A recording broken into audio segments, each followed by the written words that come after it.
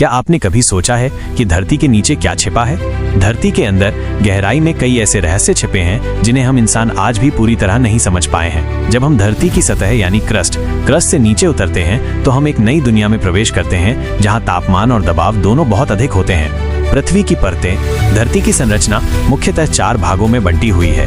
1. Crust सबसे ऊपर की पतली ठोस परत। 2. मैंटल गर्म चिपचिपी चट्टानों से बनी परत। 3.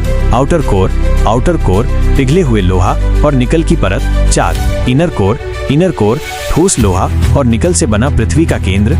इन्हीं परतों के भीतर छिपे होते हैं कई बहुमूल्य खनिज और धातुएं जैसे लोहा, आयरन, अयस्क ओर, निकल, मैग्नीशियम, एल्यूमिनियम, सोना, गोल्ड, चांदी, सिल्वर, ज्वालामुखी और टेक्टोनिक प्लेट्स का कमाल।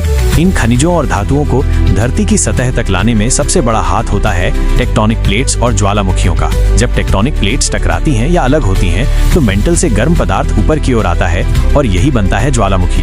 अगर आप धरती के अंदर एक सुरंग में गिरें, अब कल्पना कीजिए अगर आप एक लंबी सुरंग के जरिए धरती के एक हिस्से से नीचे गिरना शुरू करें और वो सुरंग धरती के दूसरी ओर खुलती हो।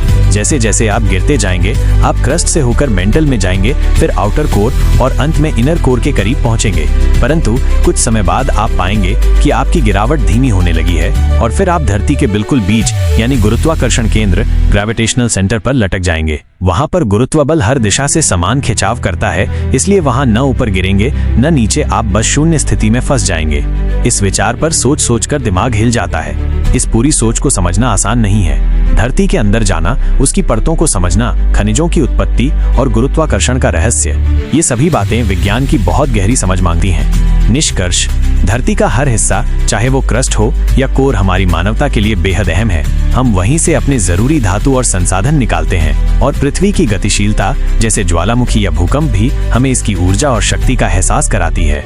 अगर आपको ये स्टोरी दिलचस्प लगी हो तो इस पर एक लाइक जरूर करें और अगर कोई सवाल या कंफ्यूजन हो तो कमेंट में पूछें। इस वीडियो को बनाने में दिमाग सच में दही बन गया था, लेकिन विज्ञान के प्रति प्यार ने इसे मुमकिन बना दिया।